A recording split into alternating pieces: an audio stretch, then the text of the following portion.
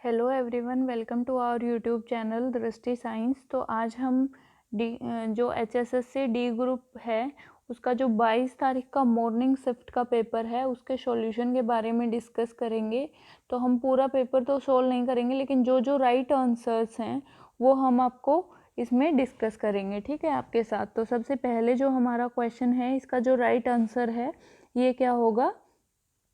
P S के ससुर हैं, तो जो बी ऑप्शन है ये इसके लिए क्या होगा? करेक्ट होगा। सेकंड क्वेश्चन है, इसके लिए अगर हम देखें तो इसके लिए जो फोर्थ ऑप्शन है ये क्या होगा? बिल्कुल ही करेक्ट होगा। तो क्वेश्चन नंबर थ्री के लिए जो राइट आंसर आएगा ये शुक्रवार आएगा, मतलब सी ऑप्शन जो है इसके लिए करेक्ट होगा। उसके बाद क्वेश्चन नंबर फोर के लिए जो ऑप्शन नंबर 3 है ये क्या होगा? करेक्ट होगा। क्वेश्चन नंबर 5 के अंदर देखते हैं, फावड़ा जो है वो किसके लिए यूज किया जाता है? खोदने के लिए यूज किया जाता है, ठीक है, तो सी ऑप्शन करेक्ट होगा। उसके बाद क्वेश्चन नंबर 6 जो है वहाँ पे 185 आएगा। देखेंगे यहाँ पे, देखो 6 ऐड करके 149, 9 ऐड करके 158, 12 ऐड करके 157, तो यहाँ पे 170 आ रहा है। और 170 के अंदर जब हम 15 ऐड करेंगे तो ये कितना बन जाएगा? 185 बन जाएगा। तो सी ऑप्शन है ये इसके लिए क्या है? बिल्कुल करेक्ट ऑप्शन है। आगे देखेंगे, नेक्स्ट जो है हमारे पास क्वेश्चन नंबर 7 जो है इसका जो राइट ऑप्शन होगा, यहाँ पे देखो नंबर्स का अकॉर्डिंग बना के देखते हैं कि कोई मीनिंगफुल वर्ड बनना चाहिए। तो मीनिंगफुल वर्ड जो है ये फोर्थ जो है हमारे अरेंजमेंट नंबर्स की, इनके अकॉर्डिंग ऑथर बन रहा है। तो ऑथर जो है ये राइट जो है ये ऑप्शन जो है राइट ऑप्शन है। तो इसका आंसर क्या आ जाएगा? 4 इसका ऑप्शन आ जाएगा। आगे देखो क्वेश्चन नंबर 8 है, इसका राइट आंसर सेकंड आ जाएगा, दक्षिण, ठीक है। और जो नेक्स्ट है आगे हम देखते हैं क्वेश्चन नंबर 9 भी रीजनिंग का एक क्वेश्चन है। तो अगर हम इन नंबर्स के बीच में रिलेशन देखेंगे, क्या रिलेशन है, तो उसी के अकॉर्डिंग BRITAIN इसका जो राइट ऑप्शन है ये आ जाएगा ऑप्शन 4। तो ऑप्शन 4 क्या होगा? इसका करेक्ट आंसर होगा। क्वेश्चन नंबर 10 में हमें क्या करना है? ओड वन को चूज करना है। तो यहाँ पे देखो किलोग्राम, ग्राम और क्विंटल तीनों ही क्या होती हैं? मास की यूनिट होती हैं, वेट की यूनिट होती हैं। और किलोमीटर जो है ये क्या है? दूरी की यूनिट होती है। तो इसके लिए जो करेक्ट ऑप्शन होगा वो 4 हमारा जो है करेक्ट ऑप्शन होगा। नेक्स्ट देखते हैं क्वेश्चन नंबर 11 जो है 10 क्वेश्चन अब हमारे रीजनिंग के हो गए हैं। ये है हमारे 11th क्वेश्चन से इंग्लिश के। तो 11 नंबर क्वेश्चन के अंदर देखो क्या है, हमें इनडायरेक्ट स्पीच में सेंटेंस को कन्वर्ट करना है, चेंज करना है। तो जैसे ही सैड नंबियर वर्क्स हार्ड, तो यहाँ पे जो इन्वर्टेड कोमाज हैं उनको दैट में कन्वर्ट किया जाता है इनडायरेक्ट स्पीच में। और जो यहाँ पे देखो वर्क्स लिखा हुआ है, तो मतलब ये कौन सा है? प्रेजेंट इंडेफिनिट टेंस है। तो प्रेजेंट इंडेफिनिट टेंस जो है वो किस में चेंज हो जाता है? पास्ट इंडेफिनिट में चेंज हो जाता है। तो वर्क्स जो है ये क्या है? वर्ब की फर्स्ट फॉर्म के साथ SEIS, और पास्ट इंडेफिनिट में क्या यूज होता है? वर्ब की सेकंड फॉर्म यूज होती है। तो यहाँ पे देखो second option, he said that Nambiar worked hard, तो यहाँ पे बी ऑप्शन जो है ये इसका करेक्ट हो जाएगा। क्वेश्चन नंबर 12 देखो, choose the correctly spelled word, हमें क्या करना है? चूज करना है। यहाँ पे देखो अगर इनमें से अगर देखें करेक्ट वर्ड कौन सा है, तो इनक्रेडिलियस जो है इसकी स्पेलिंग ये होती है। तो इसके लिए फोर्थ ऑप्शन जो है ये करेक्ट है। अब इधर भी देख लेते हैं, क्वेश्चन नंबर 16 भी इंग्लिश का ही है। Arrange the following part of the sentence to make the meaningful sentence, हमें क्या करना है? इन पार्ट्स का यूज करके हमें एक मीनिंगफुल सेंटेंस बनाना है। तो इसमें देखो बी सबसे पहले आ जाएगा, too many people threatening and even impossible, मतलब टू मैनी पीपल, फिर पहले बी आएगा, फिर उसके बाद डी आएगा, grammar appear threatening and even impossible to understand, ठीक है। तो इसके बाद सी आएगा और उसके बाद ए आएगा। तो BDCA मतलब ऑप्शन नंबर 3 जो है इसके लिए बिल्कुल करेक्ट ऑप्शन है। उसके बाद देखो क्वेश्चन नंबर 17, इधर से find out the synonym of the underline word, जैसे इमोशन लिखा हुआ है तो इमोशन का हमें क्या फाइंड आउट करना है? इसका सिनोनिम, इसके सिमिलर मीनिंग जैसा वर्ड देखना है। तो सेंटीमेट्स जो है इसका राइट ऑप्शन हो जाएगा।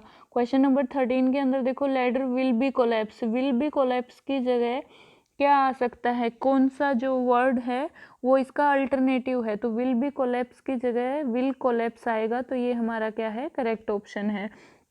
क्वेश्चन नंबर 14 के अंदर देखो, क्वेश्चन नंबर 14 में बताया गया है pick out the part of the sentence which has an error. किस पार्ट में जो है सेंटेंस के किस पार्ट में एक एरर है। तो यहाँ पे अगर देखेंगे ए बी सी 3 पार्ट में, तो देखो बी पार्ट में लिखा हुआ है इंक्लूडिंग। इंक्लूडिंग के साथ हमेशा वर्ब की जो है सिंगुलर फॉर्म आती है, तो वो जाएगा, वर नहीं आएगा। ठीक है, तो ये है बी, इसका क्या आ जाएगा, थर्ड ऑप्शन। मतलब इसके बी ऑप्शन में जो है वो करेक्टनेस करनी है, ये जो है ये रोंग है, वर यहाँ पे रोंग है।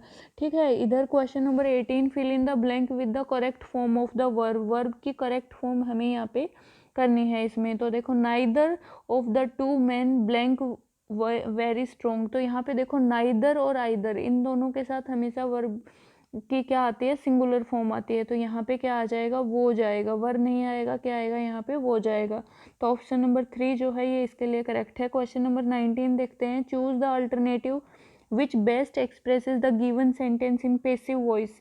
तो हमें क्या करना है, इस सेंटेंस को एक्टिव वॉइस से पेसिव वॉइस में कन्वर्ट करना है। तो must we cut this tree, तो यहाँ पे हमें बताया कि जैसे मस्ट क्या है, मोडाल है, मोडाल के साथ, मोडाल को अगर वॉइस में चेंज करते हैं एक्टिव से पेसिव में, तो वहाँ पे उसके साथ बी आ जाता है। तो यहाँ पे फोर्थ ऑप्शन जो है must this tree be cut, तो ये जो है बिल्कुल करेक्ट है, क्योंकि यहाँ पे मस्ट के साथ क्या हो जाएगा, पेसिव वॉइस में इसके साथ बी आ जाएगा। ठीक है, नेक्स्ट हम देखते हैं इधर क्वेश्चन नंबर 15। क्वेश्चन नंबर 15 में क्या है कि हमारे पास इसके लिए आइटम के लिए जो है बेस्ट एक्सप्रेसेस मीनिंग क्या होगा। तो यहाँ पे देखो क्या, our hockey team scored the winning goal at 11th hour. तो यहाँ पे देखो क्या बताया गया है कि 11th आवर को हम क्या बोलेंगे, एट द लास्ट मिनट। मतलब हमारी हॉकी टीम ने विनिंग गोल को अचीव किया लास्ट 11th आवर, मतलब कि बिल्कुल लास्ट पॉइंट के ऊपर जो है उन्होंने जो गोल को अचीव किया। क्वेश्चन नंबर 20 देखो, find out the antonym of democracy. हमें एंटोनिम फाइंड आउट करना है डेमोक्रेसी का। तो ठीक है, तो मोनार्की क्या हो जाएगा, डेमोक्रेसी का एंटोनिम हो जाएगा। तो 20 क्वेश्चन हो गए हैं यहाँ पे हमारे रीजनिंग के और इंग्लिश के। अब इसके बाद है मैथ के क्वेश्चन। यहाँ पे हम सिर्फ सॉल्यूशन, इनका डायरेक्ट आंसर बताएंगे, सॉल्यूशन नहीं करेंगे। तो यहाँ पे देखो जो 21 का क्वेश्चन है, इसका जो है राइट आंसर फोर्थ पार्ट आ जाएगा 10.80। और इधर 21 क्वेश्चन के अंदर ये है, इसका मतलब इंग्लिश वर्जन है। ठीक है, तो आगे नेक्स्ट हम देखते हैं 22 के अंदर देखो क्या बता रखा है, ए रेशियो बी के प्रत्येक पद में जोड़े जाने वाली संख्या जिससे अनुपात सी अनुपात डी प्राप्त हो। तो यहाँ पे क्या होगा, देखो सी अनुपात डी प्राप्त होने के लिए हमें इसमें ए में और बी में, जैसे ए अनुपात बी दे रखा है, तो ए में क्या जोड़ें और बी में क्या जोड़ें कि हमें जो है equal to C by D हमें मिले। तो इसके अंदर देखो अगर आप इसको सॉल्व करके देखोगे तो A D minus B C upon C minus D, इसको अगर हम ए में भी और बी में भी दोनों में ऐड करते हैं तो हमें सी अपॉन डी मिल जाएगा, इसको सॉल्व आउट करके। ठीक है, इससे आगे देखो क्वेश्चन नंबर 23, 5 अंक की सबसे छोटी संख्या जो कि 12, 15 और 18 से विभाजित होगी। 12, 15, 18 से जो विभाजित होगी, तो हम क्या कर लेते हैं, देखो यहाँ पे फैक्टर कर लेते हैं। 12, 15 और 18, 12 के जो फैक्टर होंगे ये क्या हो जाएंगे, जैसे 2 हो जाएगा, 6 2 हो जाएगा, ठीक है, और 6 भी हो जाएगा। 15 के अगर हम देखेंगे तो 3 हो जाएगा, 5 हो जाएगा, और 18 के अगर हम देखेंगे तो 2 हो जाएगा और 9 हो जाएगा। तो अब ये देखो कि 9 से कौन सा नंबर डिवाइड हो सकता है, तो 9 से सिर्फ फर्स्ट जो है 8 + 1 9 करके, तो यहीं डिवाइड होगा। तो 1 ऑप्शन जो है वो इसके लिए करेक्ट आ जाएगा। बाकी जो है इनका सम जो है वो 9 से डिवाइड नहीं हो सकता, तो ये नंबर भी 9 से डिवाइड नहीं होंगे। तो इस टाइप से फर्स्ट ऑप्शन जो है ये करेक्ट होगा। और फिर इससे आगे नेक्स्ट क्वेश्चन देखते हैं। नेक्स्ट क्वेश्चन है देखो, x divided by x minus 1 plus 1 divided by x plus 1 plus 2x divided by 1 minus x square. तो यहाँ पे देखो 1 माइनस एक्स स्क्वायर जो है ये हम क्या कर लेंगे, इसका एलसीएम ले लेंगे और फिर इसको ऊपर करेंगे। जैसे कि फर्स्ट वाले क्वेश्चन में हम क्या करते हैं, क्योंकि देखो 1 माइनस एक्स स्क्वायर जो होता है वो 1 minus x into 1 plus x के बराबर होता है, अगर हम a का स्क्वायर माइनस बी स्क्वायर की इक्वलिटी इसके ऊपर लगाते हैं तो। ठीक है, तो यहाँ पे हम क्या कर सकते हैं कि देखो 1 माइनस एक्स, लेकिन यहाँ पे x माइनस 1 है तो यहाँ पे माइनस एक्स बचेगा। ठीक है, x प्लस 1 अगर हमारे पास है तो यहाँ पे क्या क्या रहेगा हमारे पास, माइनस एक्स, एक्स प्लस 1, और यहाँ पे अगर x प्लस 1 है तो यहाँ पे हम क्या करेंगे 1 माइनस एक्स, और नेक्स्ट जो है ये क्या है 2x आ जाएगा। इसको हम सोल्व आउट करेंगे, जैसे कि minus x square minus x, और यहाँ से ये क्या हो जाएगा plus 1 minus x plus 2x divided by 1 minus x का स्क्वायर। तो यहाँ से देखो 2x x ये दोनों नेगेटिव में थे और ये 2x जो है ये पॉजिटिव में, तो ये कैंसिल आउट कर देंगे। तो यहाँ पे ये क्या बचेगा हमारे पास माइनस एक्स स्क्वायर प्लस 1, और डिवाइड में क्या है 1 माइनस एक्स स्क्वायर। तो ये दोनों सेम ही चीज़ें ये क्या कर देंगे, एक दूसरे को कैंसिल आउट कर देंगी, और 1 जो है ये हमारा आंसर आ जाएगा। तो इस क्वेश्चन के लिए राइट ऑप्शन क्या होगा, बी जो ऑप्शन है ये क्या होगा, राइट ऑप्शन होगा। इससे आगे नेक्स्ट क्वेश्चन देखते हैं 25। यदि किसी राशि को 3:5 में 5 के अनुपात में विभाजित किया जाए तो बड़ा भाग 75 है, तो राशि क्या होगी, तो राशि क्या हो जाएगी 120 हो जाएगी। देखो 3:5 में अगर विभाजित कर रखा है तो बड़ा पार्ट जो है वो क्या है 75 है, तो छोटा पार्ट जो है वो क्या हो जाएगा आपका 75। इसमें से इसको सोल्व आउट कर लेंगे, बड़ा भाग अगर 75 है तो बड़े भाग को 70, जैसे कि बड़ा भाग 75 है तो छोटा भाग क्या होगा, तो हम देखो ऐसे कर सकते हैं कि 5 को अगर हम 15 से मल्टीप्लाई करें तो 75 आता है, तो 3 को अगर 15 से मल्टीप्लाई करोगे तो कितना आ जाएगा 45। तो मतलब छोटा पार्ट 45 है और बड़ा पार्ट 75 है, और दोनों का हमें सम बताना है कि राशि क्या है, पूरी राशि क्या है। तो 45 प्लस 75 करेंगे तो यहाँ पे क्या आ जाएगा 120 आ जाएगा, तो 120 क्या है इसका राइट ऑप्शन है। इससे आगे देखो क्वेश्चन नंबर 26, ए तथा बी ने क्रमशः 85,000, ये देखो बहुत ही इजी क्वेश्चन है। एक ने 85,000 जो है कंट्रीब्यूट किए हैं और एक ने 15,000 कंट्रीब्यूट किए हैं, तो उनको जो लाभ मिलेगा उसका रेशियो क्या होगा, तो ये इसको कैंसिल आउट कर देगा यहाँ से। ठीक है, ये 17 आ जाएगा और यहाँ पे 3 आ जाएगा। ठीक है, ये 5 से कैंसिल आउट होगा, तो 17:3 जो है ये इसके लिए क्या होगा राइट ऑप्शन होगा। अब देखो नेक्स्ट क्वेश्चन देखते हैं।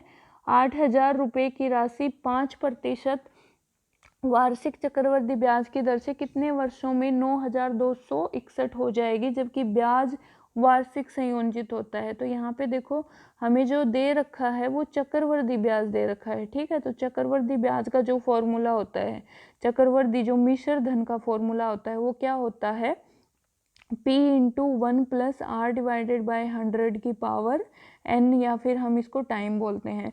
तो इस फॉर्मूले में अगर हम इन वैल्यूज़ को रखेंगे तो हमारे पास जो रेट है, जो टाइम है वो हमारे पास आ जाएगा, वो कितना आ जाएगा 3 ईयर का टाइम आ जाएगा।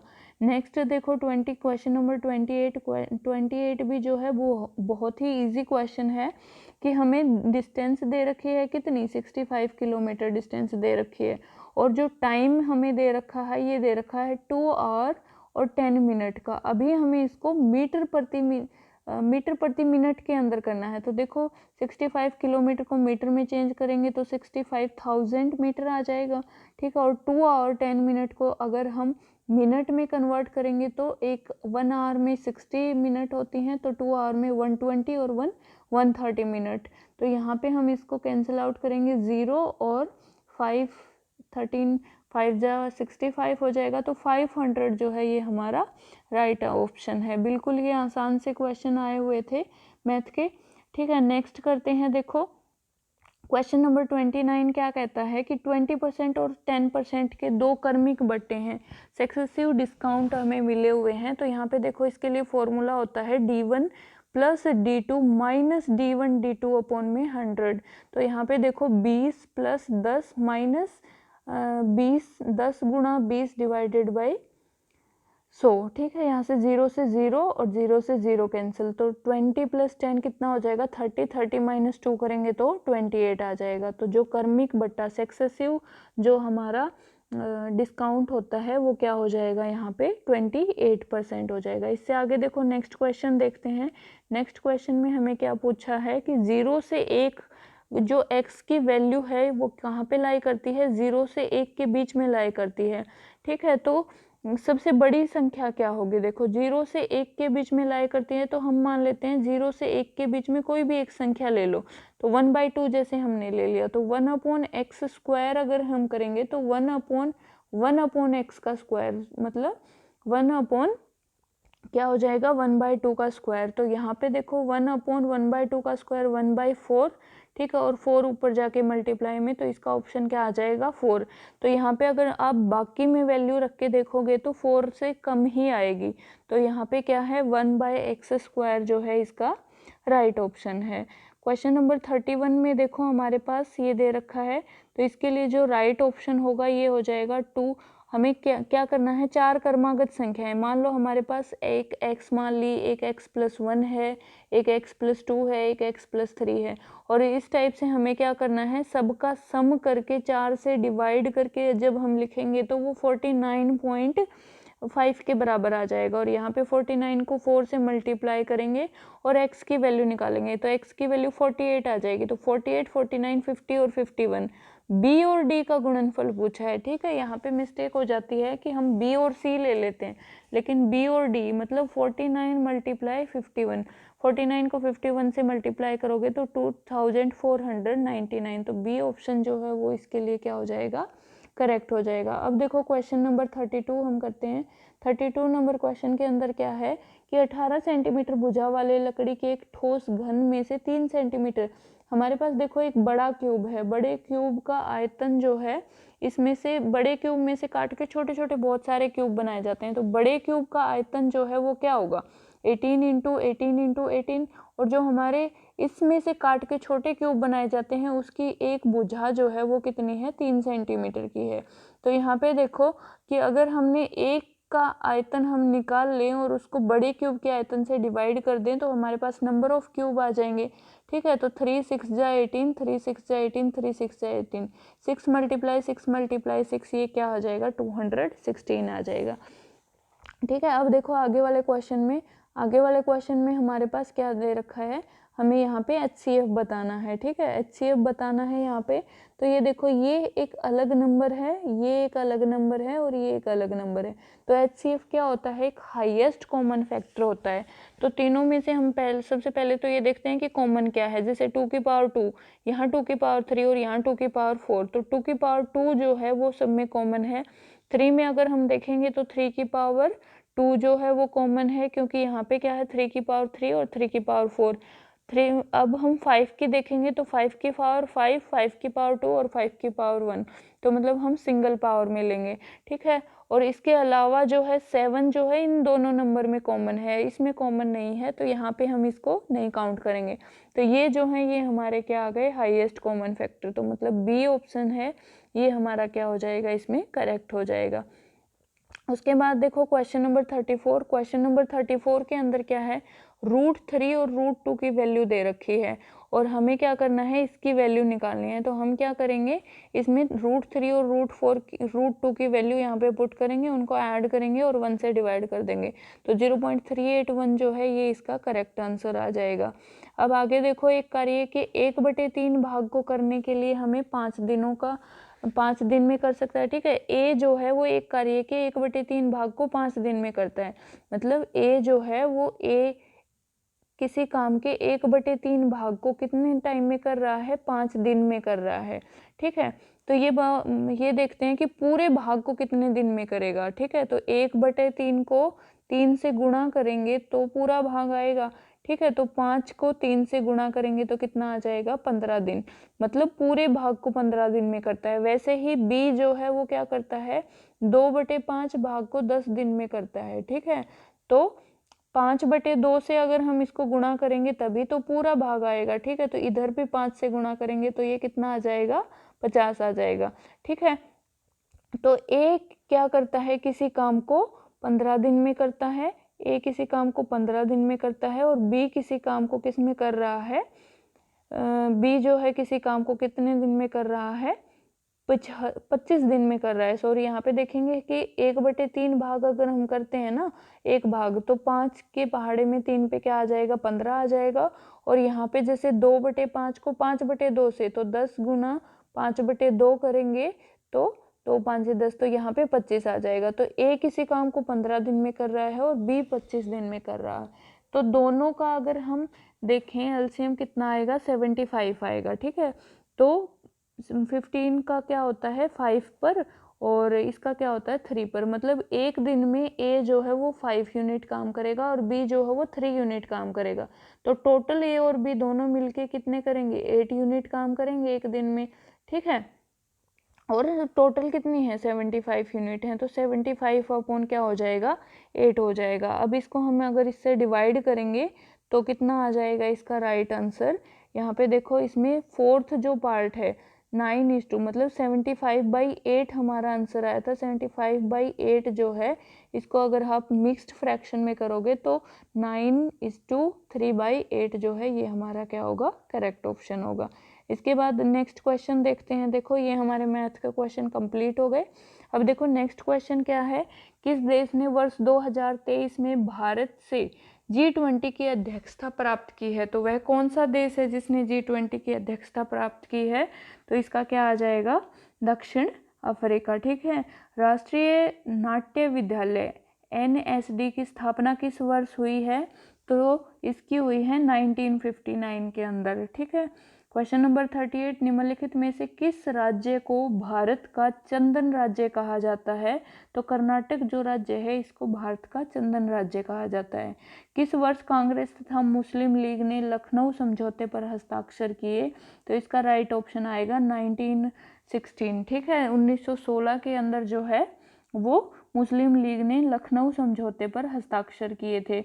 क्वेश्चन नंबर 40 देखो क्या है, असहयोग आंदोलन को तब बंद किया गया जब किसानों ने निम्नलिखित में से किस थाने में आग लगा दी। तो किसानों ने जो है चोरा चोरी की घटना हुई थी। ठीक है, तो चोरा चोरी जो है, आग लगने वाली घटना जो है, इसमें किसानों असहयोग को बंद कर दिया गया था।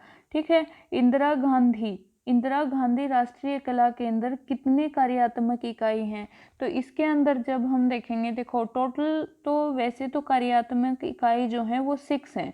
अब यहाँ पे जो राइट ऑप्शन है वो तो है ही नहीं। ठीक है, तो या तो 5 को कंसिडर किया जाएगा या फिर 7 को कंसिडर किया जाएगा। ठीक है, तो यहाँ पे राइट, क्योंकि 6 के पास में यही है, तो या तो 5 को माना जाएगा और या फिर 7 को।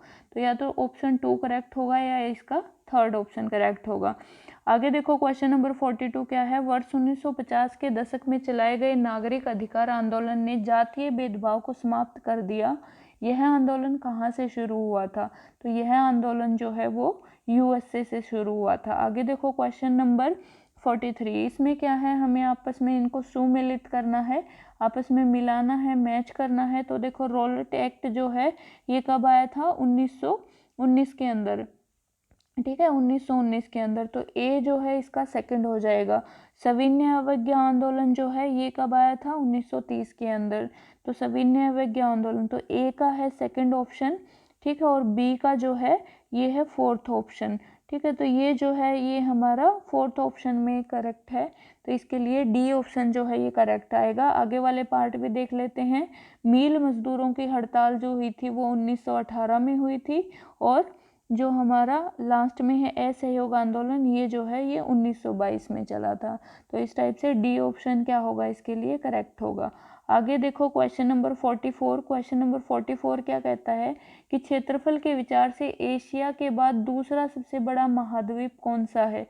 तो एशिया के बाद जो दूसरा सबसे बड़ा महाद्वीप है वो क्या है, अफ्रीका महाद्वीप है। ठीक है, तो ऑप्शन 4 जो है इसके लिए क्या होगा, करेक्ट होगा। कौन सा पक्षी अपना घोंसला नहीं बनाता है, तो कोयल जो है पक्षी ये अपना घोंसला नहीं बनाती है। आगे देखो, क्वेश्चन नंबर 46 क्या है, प्रसिद्ध क्रिकेट खिलाड़ी बेन स्टोक्स किस देश के लिए अंतर्राष्ट्रीय क्रिकेट खेलते हैं। तो इंग्लैंड से हैं बेन स्टोक्स। ठीक है, तो इंग्लैंड के लिए क्या करते हैं, अंतर्राष्ट्रीय क्रिकेट खेलते हैं। क्वेश्चन नंबर 47 देखो, महात्मा गांधी राष्ट्रीय ग्रामीण योजना गारंटी अधिनियम, मनरेगा जो कि 2005 में शुरू हुई थी, तो भारत सरकार ने कितने दिनों के रोजगार की गारंटी दी है इसमें, तो 100 दिन के रोजगार की गारंटी दी है। आगे देखो 48 क्वेश्चन, हमारा वायुमंडल कितने स्तरों में विभाजित है। ठीक है, तो हमारा वायुमंडल जो है ये 5 सत्रों में विभाजित है, तो 5 जो है इसका राइट ऑप्शन होगा। किस व्यक्ति को 2019 के लिए भारत रत्न का पुरस्कार दिया गया, तो प्रणब मुखर्जी जो है इनको भारत रत्न का पुरस्कार दिया गया है 2019 में। आगे देखो क्वेश्चन नंबर 50, भारत के किस राज्य की मध्याह्न भोजन की योजना शुरू की गई है, तो भारत के जो है तमिलनाडु राज्य में मध्याह्न भोजन की योजना शुरू की गई थी। सबसे पहले तमिलनाडु राज्य में जो है मध्याह्न भोजन, मिड डे मील जो बच्चों को दिया जाता है स्कूलों में, सरकारी स्कूलों में, तो उसकी शुरू की गई थी। अभी देखो 51 क्वेश्चन क्या है, हमें क्या करना है, कथनों पे विचार करना है। हरियाणा में 5 पुलिस कमिश्नरी हैं और फरीदाबाद में पुलिस कमिश्नरी बनी हुई है, तो मतलब दोनों ही जो है करेक्ट हैं, तो ए और बी दोनों जो है इसका राइट ऑप्शन आ जाएगा। हरियाणा में भाखड़ा प्रणाली के अंतर्गत कुल कितनी नहरें हैं, तो ये जो क्वेश्चन है ये अभी कंफर्म नहीं है किसका एग्जैक्ट क्या आएगा, लेकिन 521 जो है ये बता रहे हैं, तो मे बी बी ऑप्शन जो है इसका करेक्ट माना जाएगा। नेक्स्ट क्वेश्चन देखते हैं, हरियाणा में प्रधानमंत्री मुद्रा योजना किस वर्ष शुरू की गई थी, तो 8 अप्रैल 2018 को प्रधानमंत्री मुद्रा योजना हरियाणा में शुरू की गई थी। क्वेश्चन नंबर 54 है, निम्नलिखित में से कौन हरियाणा के प्रमुख मुख्यमंत्री थे, तो बहुत ही इजी क्वेश्चन है, भगवत दयाल शर्मा जो हैं ये क्या थे, हरियाणा के मुख्यमंत्री थे। ठीक है, उसके बाद देखो नेक्स्ट क्वेश्चन देखते हैं, निम्नलिखित में से कौन हरियाणा के मर्दों की पारंपरिक वेशभूषा नहीं है, तो देखो साफा भी है, कामरी भी है, दोहर भी है। जो सौंपली है ये मर्दों की पारंपरिक वेशभूषा नहीं है। सौंपली तो जैसे ओढ़ने के लिए यूज की जाती है, ठंड से बचने के लिए यूज की जाती है। ठीक है, नेक्स्ट देखते हैं 56 क्वेश्चन, हरियाणा का राज्य पुष्प क्या है, तो कमल जो है वो हरियाणा का राज्य पुष्प है। 57 देखो, हरियाणा निम्नलिखित कथनों पे विचार कीजिए, हरियाणा में 8 प्रशासनिक प्रभाग हैं, नहीं 8 नहीं है, 6 प्रशासनिक प्रविभाग हैं।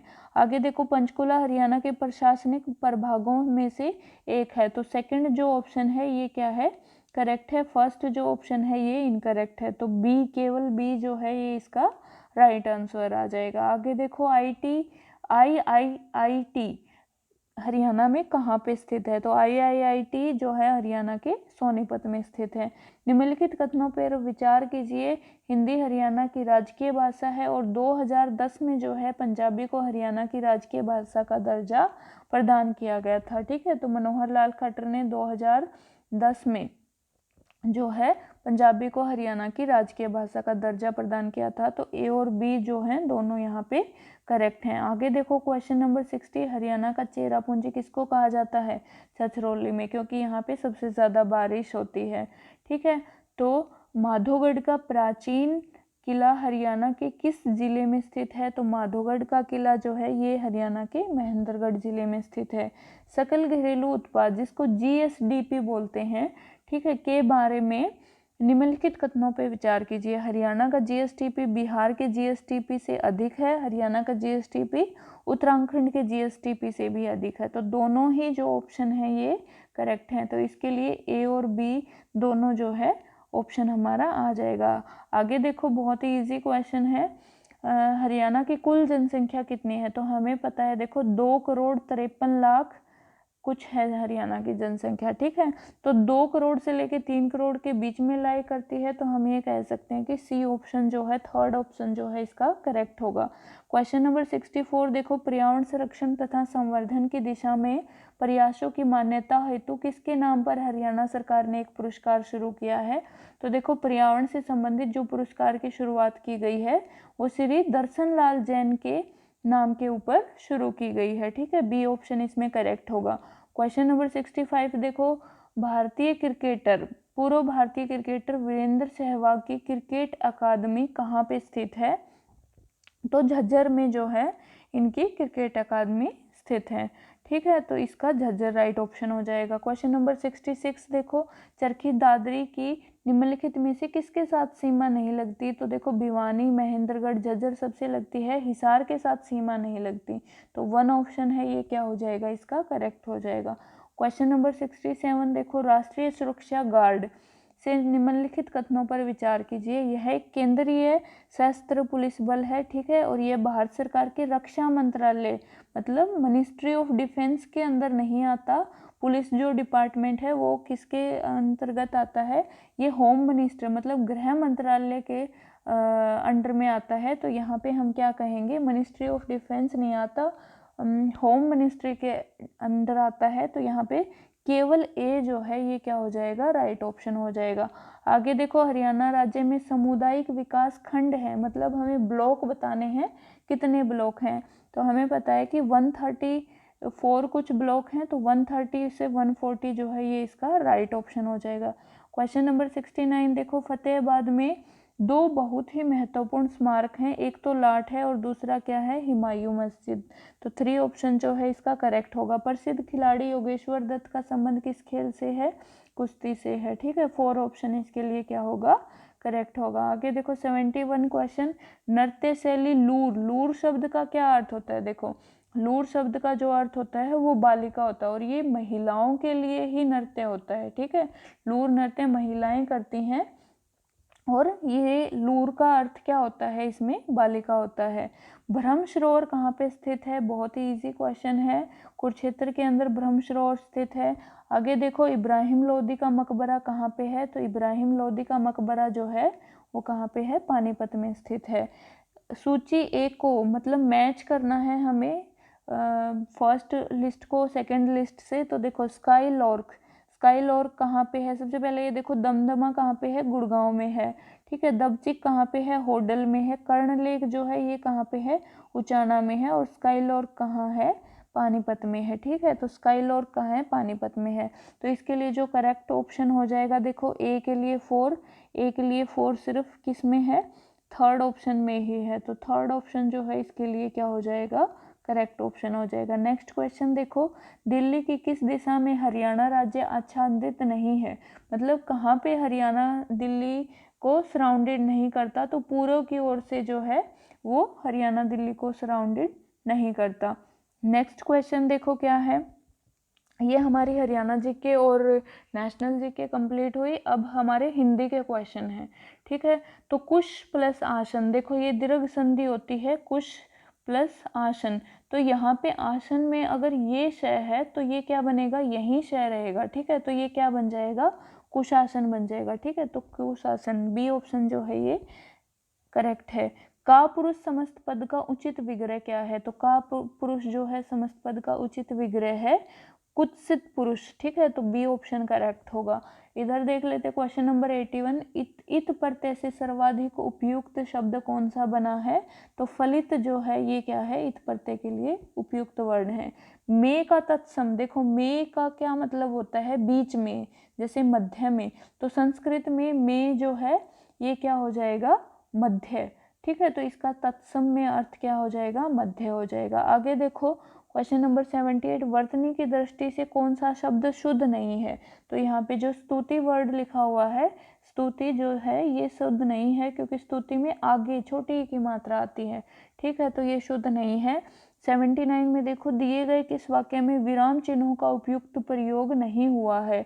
तो यहाँ पे देखो विराम चिन्ह है, जैसे कि उसने कहा मैं आज रात नहीं आऊँगा, ठीक है। तो ये किसके आगे लगता है, जो आश्चर्य वाली बात हो, ये कोई आश्चर्य वाली बात नहीं है। तो फोर्थ ऑप्शन जो है इसका क्या है, जो है इसमें सही उपयोग नहीं हुआ है। दिनकर, दिनकर का किसका पर्यायवाची होता है? दिनकर, देखो जो दिन को कर दे तो वो क्या होता है, सूर्य। सहायता बंद करना के लिए उपयुक्त मुहावरा क्या होता है?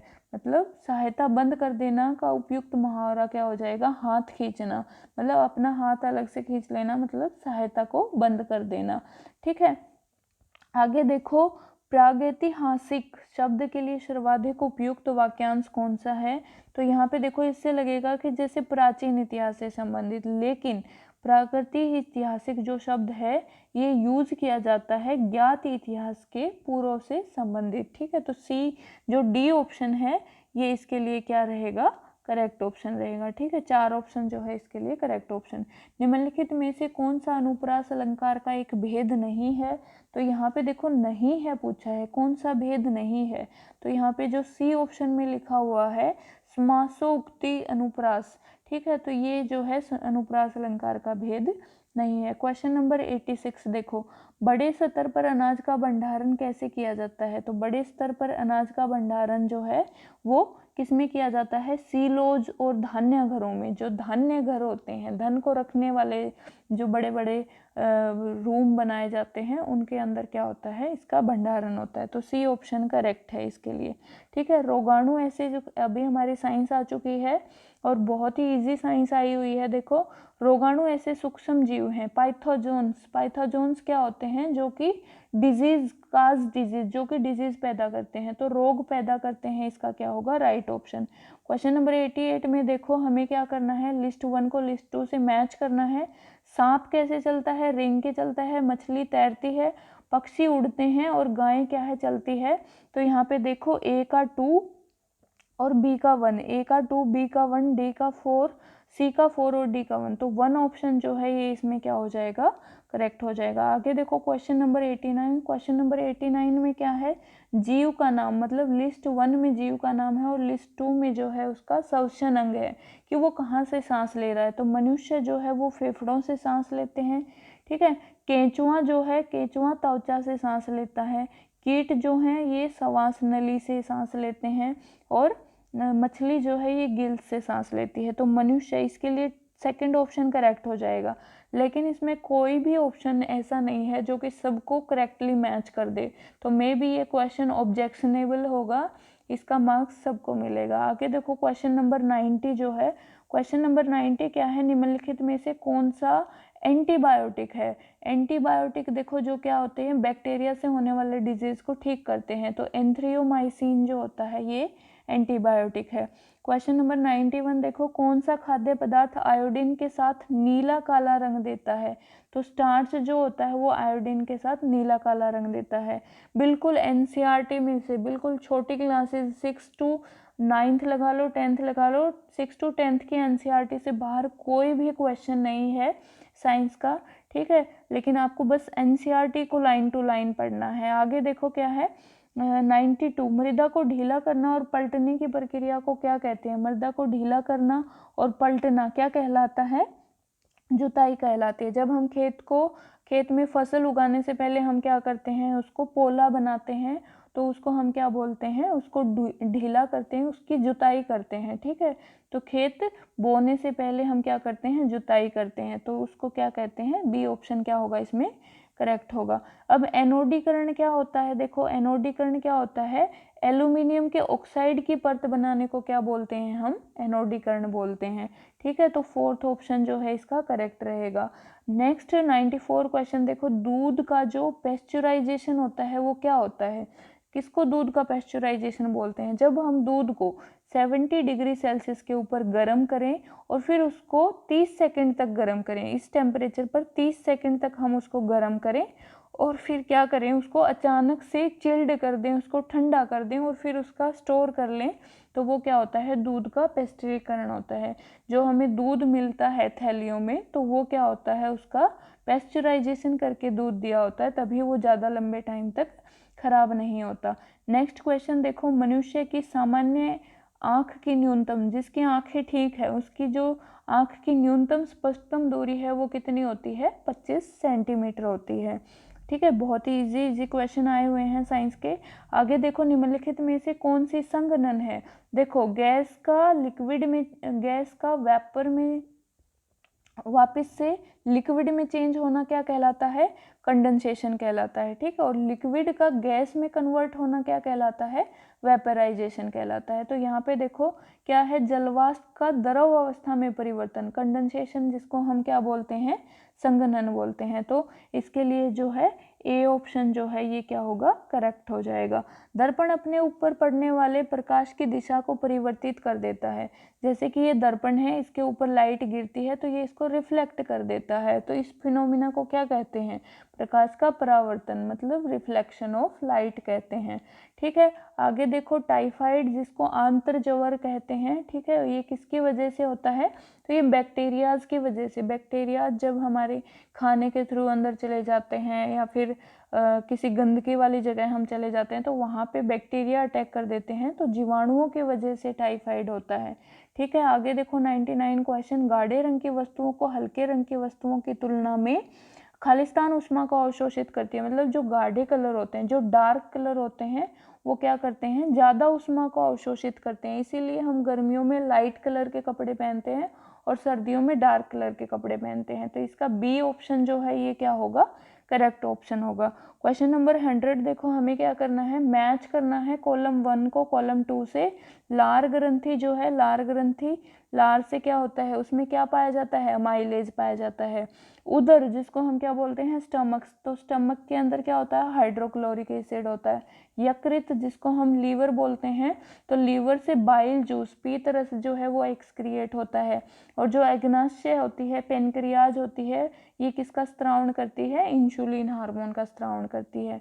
ठीक है, तो ए ऑप्शन का क्या आ जाएगा, 4, ए का 4 और बी का 3। तो ए का 4 बी का 3 जो है ये सेकंड ऑप्शन में है, तो इसके लिए सेकंड ऑप्शन जो है ये करेक्ट हो जाएगा। तो ये हमने पूरा पेपर जो है वो डिस्कस कर लिया है, HSSC group D. HSSC group D जो 22 तारीख को, ग्रुप डी जो 22 तारीख को मॉर्निंग शिफ्ट में जो पेपर हुआ था। ठीक है, तो ज़्यादा से ज़्यादा आप हमारे साथ जुड़ें और चैनल को सब्सक्राइब करें। वीडियो अगर आपको पसंद आई हो तो वीडियो को लाइक करें। Thank you.